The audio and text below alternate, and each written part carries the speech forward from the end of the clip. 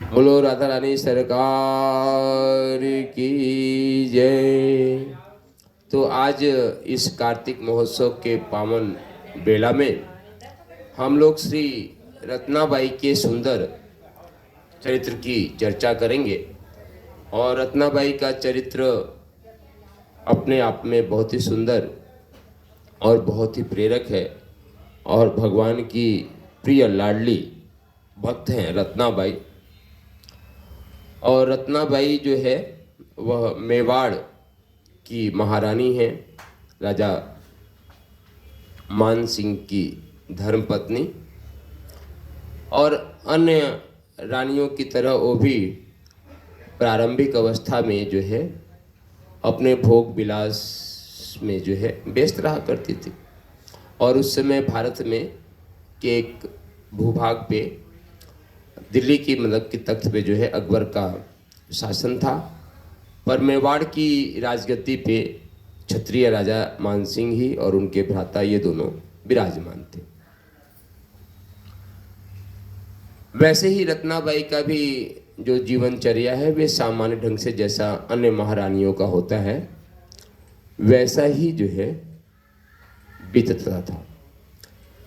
पर हमारे यहाँ एक कहावत कही जाती है कि जैसी संगत होती है वैसा ही हमारा स्वरूप बनता चला जाता है। संगत का बहुत बड़ा असर पड़ता है। तो वैसे ही रत्नाबाई के जो उनकी सेवा में जो दास दासियों की जो परिकर था उसमें से एक वृद्ध दाई थी और वह बड़ी विलक्षण दाई थी।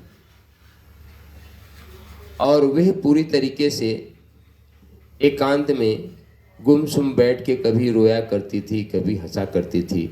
चूँकि वृद्ध दाइयों में से थी तो उसके पास कोई सेवा का ऐसा बहुत बड़ा दायित्व भी नहीं था कि उसको 24 घंटे महारानी की टहल बजानी ही है। ठीक है, कोई मन में आया तो कुछ कर दिया, नहीं तो ढेर सारी, पहले तो राजघरानों में ढेर सारे दास दासियाँ हुआ करती थी तो एक भी कोई ऐसी निर्भरता तो हुआ नहीं करती थी। और भारतीय सनातन संस्कृति में जो है उम्र की बहुत बड़ी महत्ता बताई गई। यदि उम्र में कोई व्यक्ति हमारे से बड़ा है तो उसका हम सम्मान करते ही हैं। ये भारतीय सनातन संस्कृति का मूल हिस्सा है कि वृद्धजन का हम सम्मान करते हुए कोई भी हो, मतलब ये हम लोगों को बचपन से ऐसे संस्कार दिया जाता है। हम ये नहीं देखते कि वह किस आर्थिक स्तर का है, किस सामाजिक स्तर का। वृद्ध है तो उसका सम्मान न करना चाहिए। मतलब उम्र का सम्मान भारतीय सनातन संस्कृति का एक अमूल्य अंग है। तो वैसे ही वृद्ध दाई जो है कभी अचानक बैठ के रोती, कभी हंसती। कई बार रत्नाबाई का भी उस दाई के ऊपर नजर जाती, पर कभी कई बार इग्नोर कर देती, कभी कह चलो ठीक है, देख फुर्सत होगा तो पूछूंगा क्यों ऐसा करती है। तो एक दिन भगवान श्री कृष्ण की कृपा हुई और रत्नाबाई के मन में आया कि यह दासी हमेशा गुमसुम बैठी रहती है और कभी रोती है, कभी हंसती है, कभी मुस्कुराती है, अर्थात इसके पास ऐसा क्या है यह अकेले इतना मस्त रहती है। मतलब उसके मुस्कुराने में भी अपनी एक जादू, उसके एक रोने में भी एक जादू। मतलब वह कुछ विलक्षण थी अन्य दासियों की, वह सामान्य दासी नहीं थी। तो एक दिन रत्नाबाई ने उस वृद्ध दासी को अपने पास बुला ही लिया और कहते हैं कि दासी, हम जब देखते हैं तो तुम गुमसुम बैठी रहती हो, कभी अकेले मुस्कुराती हो, कभी रोने लगती हो, कभी एकदम शांतचित्त बैठी रहती हो, तो तुम्हारे चेहरे की आभा ही अलग होती है। तुम्हारे पास ऐसा क्या है कि तुम ऐसे ही बनी रहती हो। तो शुरू में जो है वे दासी जो है रानी से छुपाने की कोशिश की। रानी जू, वहाँ पे जू लगा के राजस्थान में आज भी बोलने की परंपरा है, रानी जू आप क्या करेंगी, आप तो अपने ऐश्वर्य में आनंद लीजिए, सारा कुछ सोना चांदी हीरे मोती जवाहरात सभी सुख साधन सुविधा भरा हुआ है, आप क्या करेंगी इसको जान के। शुरू में जो है दासी ने टाल दिया, एक दिन टाल दिया। तो मन की वृत्ति होती है, जिस चीज़ को आप जितना टालने की कोशिश करोगे उतना उसकी तरफ खींचता चला जाता है। और जैसे जैसे दासी टाले वैसे वैसे रत्नाबाई की जो है उत्सुकता और बढ़ती चली जाए। नहीं दासी, हमारे को भी तो कुछ बताओ, क्या तुम्हारे पास ऐसा है कि तुम इतनी मतलब आह्लादित रहती हो, कभी कभी रोने लगती हो, पर रोने में भी एक दुख वाली रोना तो है नहीं, ये कुछ रोना भी अलग दिखता है, बताओ तो। फिर भी दासी टाल देती। पर एक दिन सहसा भगवान की कृपा हुई, रत्नाबाई ने दासी को पकड़ लिया कि आज आपको हम नहीं जाने देंगे, आज तो आपको बताना ही पड़ेगा। तो दासी कहती है, रानी जी हमारे को तो बताने में कोई आपत्ति नहीं है, पर यदि हमने बताना शुरू कर दिया तो ये जो भोग विलास वैभव की जिंदगी है ये सब छूट जाएगी। बोली ऐसा क्या तुम्हारे पास? बोली ऐसा कुछ ही है कि हमारा जो ये टेढ़े टांग वाला है, यदि ये किसी पे रीझता है तो उसका सब कुछ हरण कर लेता है, सब कुछ छीन लेता है। बोली अच्छा, तो सुनाओ कुछ कहानियां। तब से जो है वह दासी जो है पहले तो हमारे नंद नंदन श्री ठाकुर जी के श्रृंगार का सुंदर वर्णन करती है कि हमारे जो ठाकुर जी है ना, वे काले से, सांवले से, तिरछी चितवन, इतने गुणवान हैं कि पूछो नहीं। टेढ़ी टांग है, पर एक तरफ जिसकी ओर देख दें फिर वह चैन और अपनी सुधि जो है खोते जाता है। ऐसे ऐसे भगवान के सुंदर छवि की जो है वह दासी रत्नाबाई को उनका गुणगान करने लगे, और फिर साथ में गुणगान करने के साथ ही कहती है कि दासी रानी जी, उसी नंद नंदन ने मेरे मन को ऐसा हरण कर लिया है कि किसी काम में मन ही नहीं लगता। हमेशा हमारे चित्त को वह नंद नंदन इस तरीके से चुराए हुए है कि कभी हमारे साथ हंसता है तो कभी खेलता है, कभी मुस्कुराता है तो कभी हमको रुला देता है, तो हम तो उसी के सुध बुध में सोए रहते हैं। ऐसी सुध बुद्धि है, हाँ ऐसी सुध बुद्धि है। तो रत्नाबाई के मन में भी उत्सुकता जग गई, अच्छा तुम्हारा नंद नंदन ऐसा है। तो उस दिन से फिर एक ऐसा क्रम चले कि रानी जी को भी जो है तड़फड़ी मची रहे, जैसे वे अपना कुछ रानियों का अपना दिनचर्या होती है, उस दिनचर्या से अलग हो कि तुरंत उस वृद्ध दासी को बुलाएं, और दासी से एक ही आज्ञा थी, दासी कुछ अपने नंद नंदन तिरछी चितवन वाले का गुणगान हमारे को भी सुनाओ। और जैसे ही दासी को रानी की यह आज्ञा मिले, वो तो परिचारिका बेचारी, और भगवान के सुंदर गुणों का गुणानुवाद जो है, विभिन्न लीलाओं का गुणानुवाद करने लगे। और करते करते करते करते रानी रत्नाबाई का मन भी जो है उस लीला में खो जाने लगा। दिन पे दिन, अच्छा एक ऐसी प्यास भी है ये नंद नंदन के प्रति सांवरे ठाकुर के पास भी कि यह प्यास यदि एक बार जग जाए तो तृप्ति नहीं होती, यह दिन पे दिन इसकी प्यास बढ़ती चली जाती। तो वैसे ही दासी पहले 1 घंटे के लिए, फिर 2 घंटे के लिए नंद नंदन ठाकुर की जो है कहानियाँ रानी जी को श्रवण कराना शुरू कर दिया, और रानी जी भी बड़े चाव से सुनती। और कहानियों को जब हम मंच से कहते हैं तब तो अपने भावों को बहुत रोकना पड़ता है, क्योंकि यदि पूरी तरीके से भाव में डूब के कहें तो फिर कथा मंच से नहीं की जा सकती, क्योंकि वाणी भी अवरुद्ध हो जाती है और अश्रुधारा भी टपकने लगता है यदि पूरी तरीके से भाव में डूब के कहा जाए तो। इसलिए मंच से कथा कहने के लिए भावों को बहुत संभाल के रखना पड़ता है, वह वहीं तक रहे जहाँ तक उसकी अपनी सीमा है, ताकि वाणी मुखरित हो जाए। पर यहाँ तो कोई सीमा है नहीं, यहाँ तो 2 ही सखियाँ हैं। अब यहाँ पे दास और दास रानी की तो बात ही खत्म हो गई, अब दोनों सखियाँ बन गई, एक रानी रत्नावती और दूसरी उनकी वृद्धा दासी। और ठाकुर जी की ऐसे प्रतिदिन सुंदर, कभी माखन चोरी की लीला, कभी गोपियों के साथ रास रसाने की लीला, ऐसे अन्यान्य लीला, गौचारण लीला, ऐसी लीलाओं पे और ठाकुर जी के सुंदर श्रृंगार का दासी जरूर चिंतन करती है। मानसी सेवा में ही ठाकुर के सुंदर श्रृंगार का कि उनके कपोल जो है वे बड़े सुंदर हैं, एकदम गुलाब की पंखुड़ी की तरह कोमल और हैं। उनका अधरामृत इतना सुंदर है कि दुनिया की कोई भी सुगंधी उसके आगे नहीं है। उनकी नासिका भी अपने आप में सुंदर है और नयन कमल की तो बात ही क्या करना, तिरछी चितवन जो सबको घायल करती है। तो ऐसे ऐसे ढेर सारे गुणों का गुणानुवाद करने लगे और धीरे धीरे रानी रत्नावती के मन में भी भगवान के प्रति आकर्षण होने लगा। तो रानी ने एक दिन प्रश्न पूछा कि ये बताओ कि तुम्हारे ठाकुर सिर्फ मन में ही रहते हैं कि सामने भी रहते हैं? बोले हमारे ठाकुर नीलमणि तो सामने भी रहते हैं, पर सामने प्रकट करने के लिए उनकी प्रत्यक्ष सेवा पूजा करनी पड़ती है।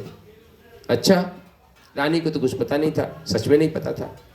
बोले नीलमणि के प्रत्यक्ष सेवा करने से वे रिश्ते हैं? बोले हाँ देवी रिश्ते हैं। तो मान सिंह जी उस समय अपने सरकारी राजकार में जो राजा जी थे वे बड़े व्यस्त रहते हैं। कभी कभी रानी रत्नावती के कक्ष में आया करते थे। तब दासी के पट्टी पढ़ाने पे, इसको पट्टी पढ़ाना कहेंगे, दासी ने पट्टी पढ़ा दिया रानी को कि रानी एक काम करो, राजा जी के कहने से एक सुंदर नीलमणि ठाकुर को आप जो है इस राजमहल में मंगाई लो, हम दोनों मिलके सेवा पूजा किया करेंगे। तो एक दिन राजा साहब रात्रि में रानी रत्नावती के पास आए तो रानी ने निवेदन किया कि सरकार मेरे मन में एक इच्छा है। बोले रानी बताओ क्या इच्छा है आपकी? अभी तो हम इस समय पूरे भारत के सम्राट हैं और बताइए आपकी क्या इच्छा है जो हम पूरी नहीं कर सकते? बोले बस हमारे को एक छोटी सी इच्छा है कि हमको सांवले से छोटे से एक नीलमणि सरकार की आवश्यकता है, अर्थात भगवान श्री कृष्ण की मूर्ति की आवश्यकता है। बोले बस इतनी सी बात है, ठीक है, प्रातः हम अपने मंत्री से बोल देंगे, वे बहुत ही सुंदर सा जो है नीलमणि ठाकुर आपको ला के दे देंगे। वैसा ही हुआ। सुबह राजा जब अपने दरबार में बैठे तो मंत्री से बोले कि मंत्री जी आप सुंदर जो है हमारी महारानी रत्नावती के लिए एक सुंदर सा ठाकुर नीलमणि ठाकुर जो है कहीं अच्छे मूर्तिकार से बनवा के ला के आप रानी जी तक पहुंचवा दें। मंत्री आज्ञाकारी उस समय के, ठीक है सरकार, जैसी आपकी आज्ञा, आप आज्ञा दे रहे हैं तो हम रानी तक पहुंचा देंगे। बस हफ्ते भर की देर थी, हफ्ते भर में सुंदर नीलमणि जो है ठाकुर जी है रानी रत्नावती के कक्ष में जो है प्रवेश पा गए। बड़ा धूमधाम से उनका विधिवत प्राण प्रतिष्ठा हुआ। अब तो दोनों रानी और दासी के कहने क्या, वैसे तो दासी बेचारी गुमसुम अकेले बैठ के ठाकुर जी का मानसिक चिंतन किया करती थी, अब तो यहाँ पे साक्षात विग्रह के रूप में ठाकुर जी विराजमान हो गए। रानी को तो कुछ पता नहीं था कि कैसे सेवा करते हैं, पर दासी जो है ठाकुर जी की सेवा में पूरी पारंगत थी। पूर्व जन्मों के संस्कार थे और उसके पूर्व प्रारब्ध थे। पूरा ठाकुर जी के अष्टयाम सेवा की जो है उसको लीला पता थी कि प्रातः मंगलाकालीन, फिर श्रृंगार आरती भोग, फिर राजभोग, राजभोग के बाद फिर शयन के बाद उत्तापन भोग का उत्तापन आरती, फिर शाम को गोधरी बेला में संध्या आरती के बाद फिर भोग लगा के शयन आरती, और फिर शयन आरती को के भी रात में भगवान के पद जाप करना, उनको सुंदर सुंदर कहानियाँ सुनाना। तो इस तरीके से अष्टयाम सेवा ठाकुर जी की जो है प्रारंभ हो गई।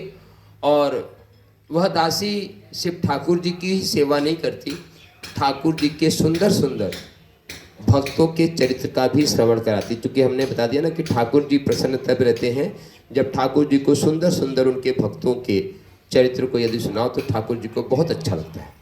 ठाकुर जी को यदि प्रसन्न करना है, ठाकुर जी को यदि प्राप्त करना है, तो भक्तों का चरित्र भी एक बहुत बड़ा माध्यम है। भक्तों का चरित्र आप चिंतन मंथन कीजिए, भक्तों का चरित्र आप श्रवण कराइए ठाकुर जी को, तो ठाकुर जी बड़े प्रसन्न रहते हैं। जैसे कहते हैं ना कि जहाँ पे भगवान श्री राम जी की कथा होती है वहाँ पे हनुमान भी विराजमान होते हैं। प्रसंग बस कह रहा हूँ क्योंकि आप सबने देखा होगा कि रामचरितमानस का सीरीज हमारे YouTube पे आ ही रहा है। यह मैं न तो अपनी प्रशंसा के लिए कह रहा हूँ, आपके भक्ति भाव के जागरण के लिए कह रहा हूँ कि कई बार जैसे ये सामने हमारा मोबाइल है, ऐसे ही मैं अपने कमरे में ब्रह्म मुहूर्त में रामचरितमानस की रिकॉर्डिंग करता हूँ। कई बार हमने स्वयं देखा कि मेरे को ये कैमरा दिखता ही नहीं। कई बार ऐसा हो चुका कि सामने ये दिखता कि साक्षात हनुमान जी बैठे हैं और मैं उनको ये कथा सुना रहा हूँ। कई बार ऐसा हो गया इस 120 सीरीज में, है ना। तो उस दिव्य मूर्ति को तो हम बालक नमन बंदन ही कर सकते हैं हनुमान जी को, तो वैसे ही भगवान जी को है। जब भी आप भक्त चरित्र का गायन या श्रवण करते हैं तो ठाकुर जी आपसे बड़े आसानी से रिश्ते हैं। तो इस तरीके से वे दासी भी जो है रत्नावती को एक से एक दिव्य भक्तों का चरित्र सुनाए और सुंदर सुंदर जो है भगवान की लीला प्रारंभ हो गई, भगवान की सेवा पूरी हो गई। अब तो रानी भी मस्त भक्ति में और दासी भी मस्त। और हमने बता दिया कि जैसे जैसे भगवान कृपा करते हैं आपका हृदय पिघलता चला जाता है, तो अश्रुकंप आदि जो पुलक हैं, जो अष्ट सात्विक लक्षण प्रेम के हैं, वे आपके प्रकट होने लगते हैं। वे रानी के भी प्रकट होने लगे और पूरी तरीके से वह खुलता नहीं था। फिर रानी ने पूछा कि दासी ये बताओ कि अब हम लोग तो ठाकुर जी की बड़ी अच्छी सेवा कर रहे हैं, बड़ा मन प्रसन्न भी रहता है, आह्लादित भी होता है, कई बार अश्रुकंप पुलक भी होने लगते हैं, पर अभी कुछ और कमी नहीं महसूस हो रही है। उस कमी को कैसे पूरा किया जाए? अब देखिए, पता ना कि जैसे जैसे आप ठाकुर की ओर बढ़ते चले जाते हो तो आपकी प्यास बढ़ती चली जाती है। तब दासी कहती है कि रानी, ठाकुर जी खाली अपने अकेले सेवा से प्रसन्न नहीं होते कि अकेले आप ठाकुर जी की सेवा करो और सोचो ठाकुर जी प्रसन्न होंगे। तो रानी, ये 50% की बात है। तो रानी ने कहा कि बाकी 50% कैसे प्रसन्न होंगे? तो बस दादी बोली, बस एक ही सेवा है, वे है ठाकुर जो है ठाकुर के भक्तों की सेवा, अर्थात संतों की सेवा। तो बोली कि रानी, दासी, इस महल में कौन संत आएगा? तो जो है युक्ति देती है, जैसे राजा को मंत्री युक्ति देता है वैसे रानी को दासी युक्ति देती है। अरे रानी, यहाँ नहीं आ सकते रनिवास में, तो बगल में इतनी जगह खाली है, आपके राजा साहब से कहो कि बगल में एक संत निवास बनवा दें, हम लोग यहीं खिड़की से जो है संतों को देखा करेंगे और उनकी भोग प्रसादी सब कुछ चलता रहेगा। रानी ने कहा कि हाँ दासी, ये बात तो ठीक है, बगल वाले महल के जो हमारा अपना रनिवास है, बगल में ही एक खंड बनवा देते हैं नया राजा जी से कह के, और वहाँ पे संत पधारा करेंगे, उनकी सेवा पूजा होगी, तो हम लोग यहीं खिड़की से बैठ के संतों का दर्शन किया करेंगे। रानी को भी मन में भागे। पुनः राजा जी पधारे रानी रत्नावती के पास में। राजा भी पहले भक्ति हुआ करते थे। रानी ने कही कि राजा साहब, ठाकुर जी की तो सेवा में बड़ा आनंद आ रहा है, पर अब एक कमी महसूस हो रही है। बोली क्या? तो बोली कि ठाकुर जी चाहते हैं कि उनके कुछ संतों की सेवा पूजा भी हो। तो बोली कि राजा साहब बोले, इसके लिए हमें क्या करना पड़ेगा? बोले, आपको तो कुछ नहीं करना, बगल वाली जो जमीन खाली है इसमें एक सुंदर संत निवास बनवा दीजिए और कुछ अपने मंत्रियों को आदि जो है सूचना कर दीजिए, उनको आदेश दे दीजिए कि जो संत वहाँ पे आए उनको सुंदर रुकने की व्यवस्था, और संतों को और क्या चाहिए, जल चाहिए स्नान ध्यान करने के लिए और सुंदर भोग प्रसादी, ये उनको मिल जाया करेगा।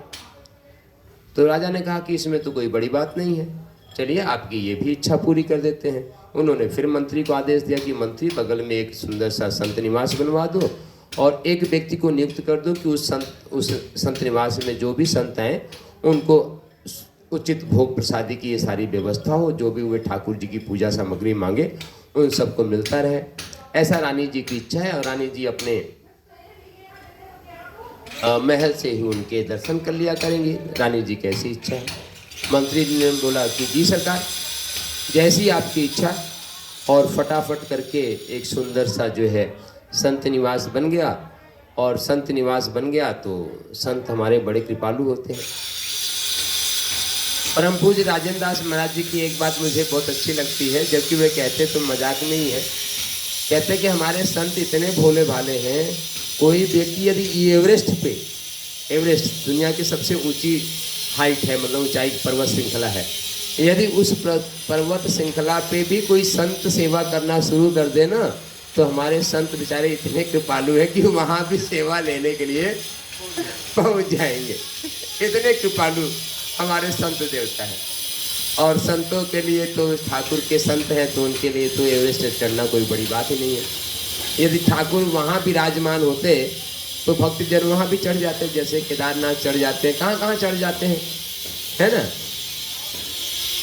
यदि कहीं पे भगवान विराजमान हो तो संतों की लाइन, भक्तों की लाइन वहाँ पे लगी जाती है। देख लो केदारनाथ में इतनी लाइन भीड़ लगी हुई है कि पूछो नहीं, कि मई महीने में, जून महीने में तो वहाँ पे रुकने की ठौर नहीं मिलती। जब है कैलाश मानसरोवर, वहाँ भी देखो पहुँच जाते हैं।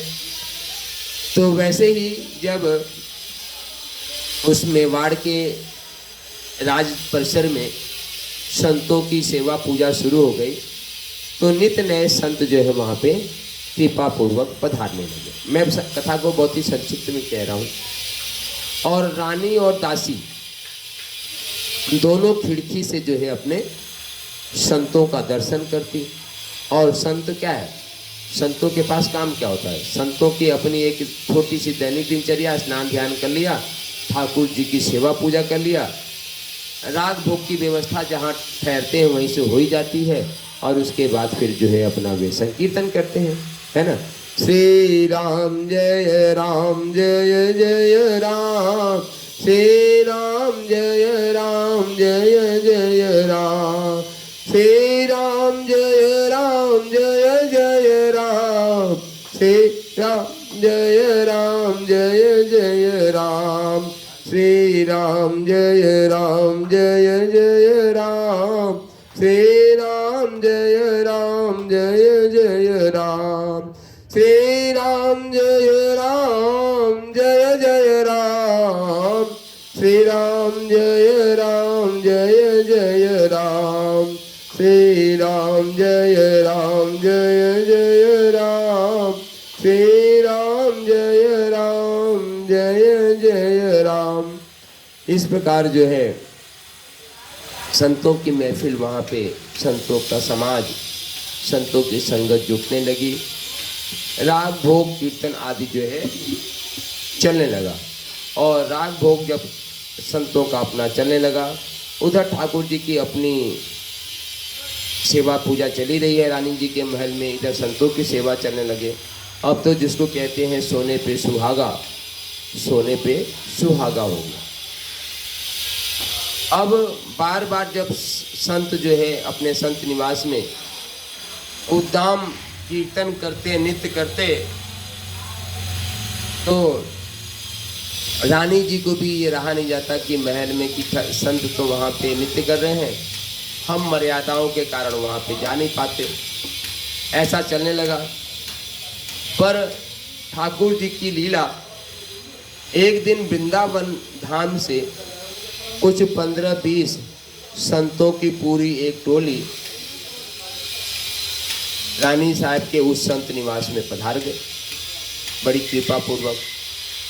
और वृंदावन के वह संत जो एकदम भजनानंदी कीर्तनिया संत जिसको बोलते हैं, कीर्तन करने में एकदम मस्त, और वे राजभोग करके और ऐसा मदमस्त होके कीर्तन करते, और रानी और दासी दोनों देखी तो उनसे तो बर्दाश्त ही नहीं हुआ। तो वह उस दिन मर्यादा की वह चौखट लांग के उन संतों के बीच में पहुंची गई।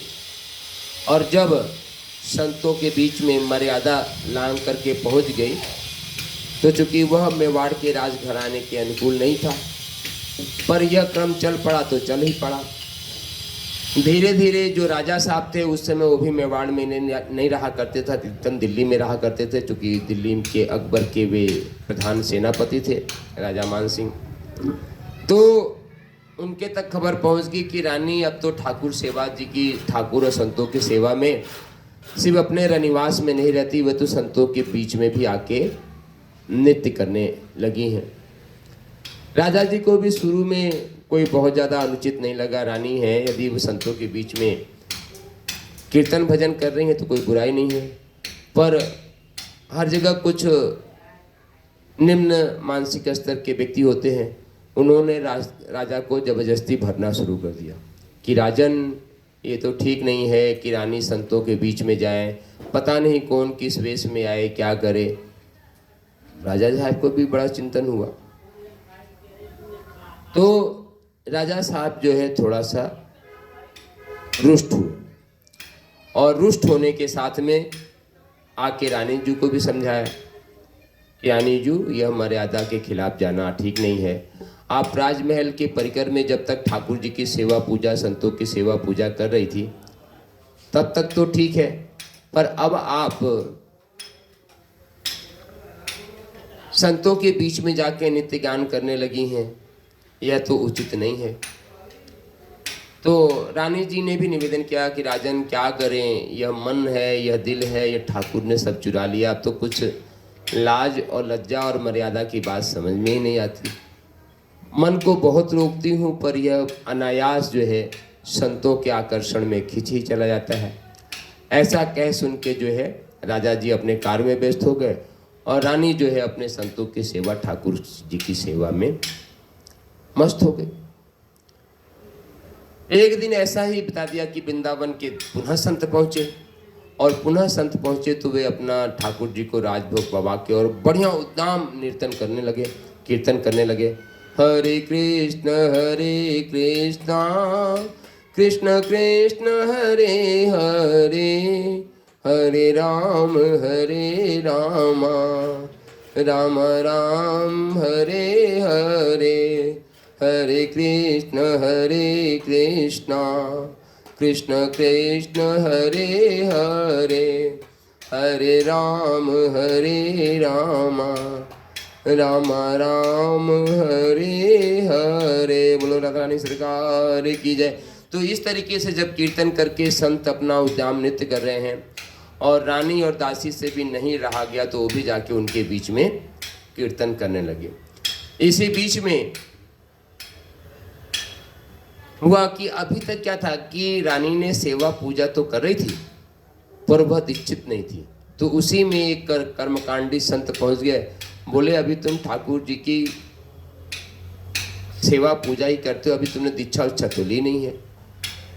रानी ने बोला सरकार, हमने तो सेवा पूजा किया, दीक्षा से क्या बोले। तो उन्होंने कहा नहीं, विधिवत वैष्णव दीक्षा भी लेनी पड़ती है। तो वैष्णव दीक्षा के लिए क्या करना पड़ेगा, तो वही पूरा कर्मकांड बता दिया कि पहले आपको अपने केस कटवाने पड़ेंगे और सारा कुछ जो है विधिवत दीक्षा संस्कार होगा। तो रानी ने कहा कि ठीक है सरकार, जैसी आपकी इच्छा, अब तो हम ठाकुर की बैरागन हो ही गई हैं, जो आपके कहने की इच्छा हो आप करो। तो वह संत महात्मा भी रानी रत्नावती को सुंदर सी जो है दीक्षा कर्मकांड, जो मैं बहुत संक्षिप्त में कह रहा, पूरा दीक्षा कर्मकांड पूरा कर दिया। अब तो रानी जो है केस विहीन हो गई। और आप सोचो कि स्त्रियों का केस ही उनका सबसे बड़ा सौंदर्य का कारण होता है। और जब केस मुड़वा के और उन्होंने पूरा दीक्षा संस्कार ले लिया, तो उनके राजा साहब के किसी मुनीम ने ही बड़ी खतरनाक चिट्ठी जो है राजा साहब को बढ़ा चढ़ा के लिख दिया। वह चिट्ठी दिल्ली के दरबार में पहुंच गया कि रानी साहब ने पूरा मुड़वा के और पूरी तरीके से बैरागन बन गई हैं। राजा साहब ने वह चिट्ठी पढ़ी तो वो भी आग बबूला हो गया। तो उसी समय उनका बेटा जो है राजा साहब का, रानी रत्नावती का बेटा जो है राजा के समक्ष वहीं दिल्ली दरबार में पहुंचा।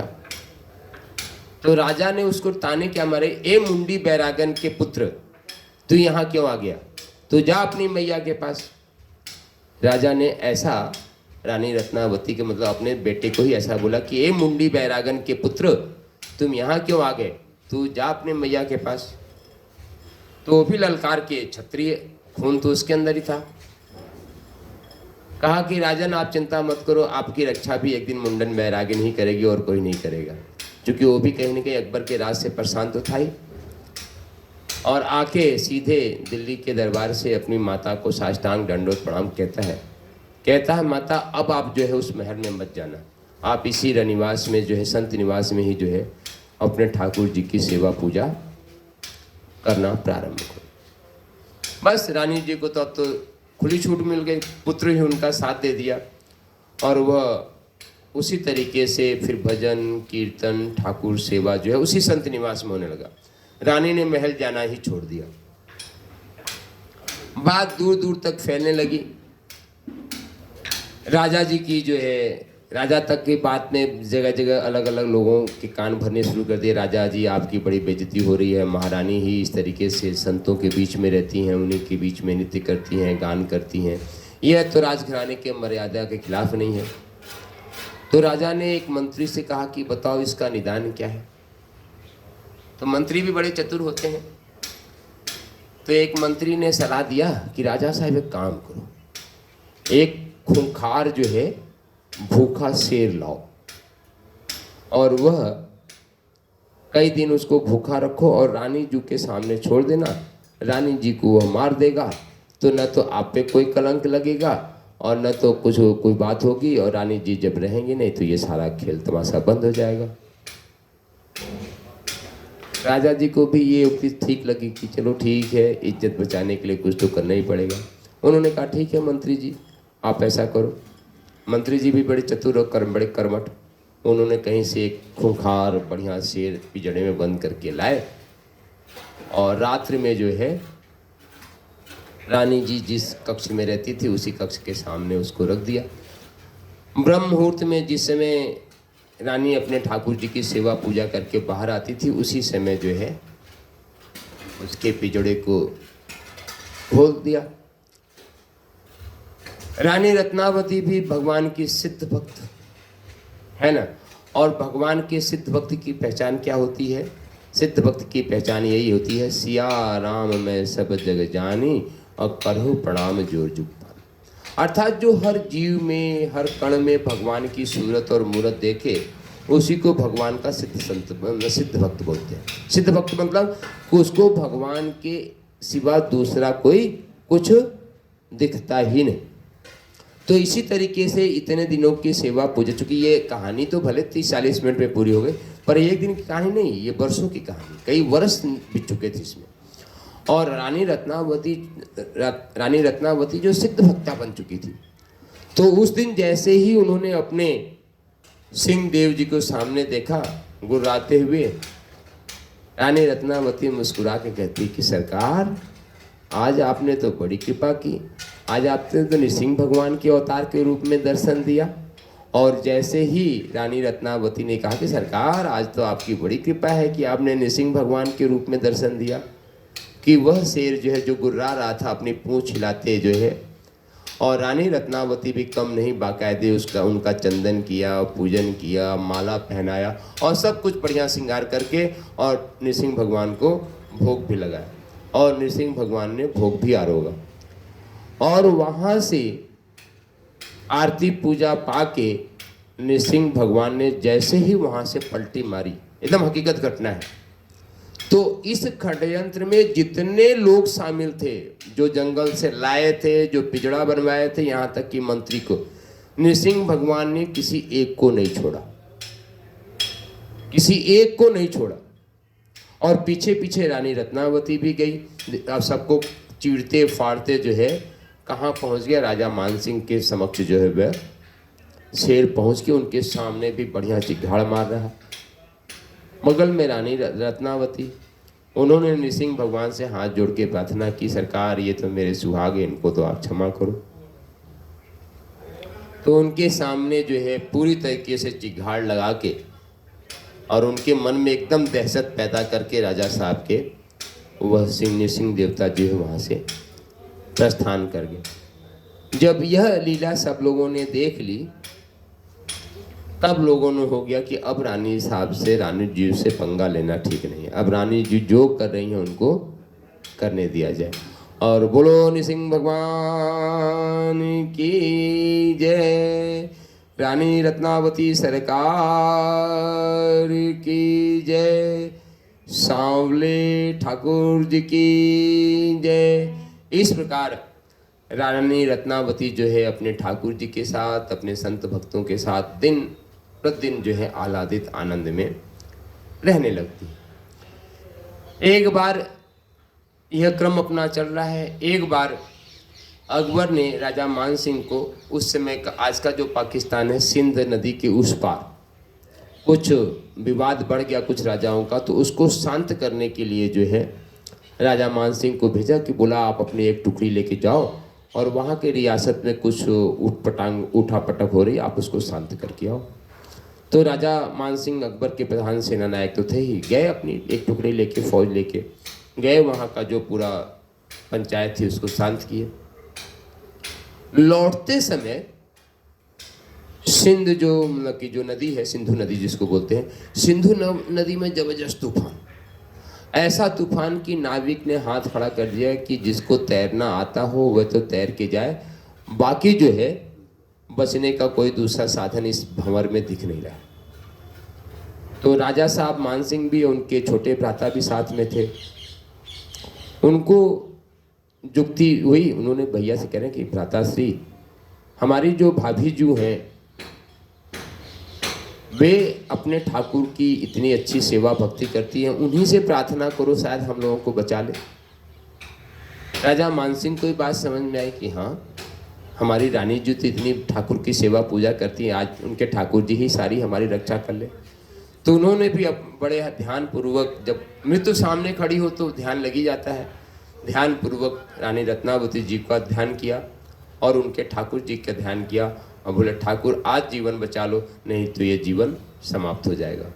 और जैसे ही रानी रत्नावती जी और उनके ठाकुर नीलमणि जी का ध्यान किया कि नाव किस तरीके से किनारे आ गई किसी को पता नहीं चला।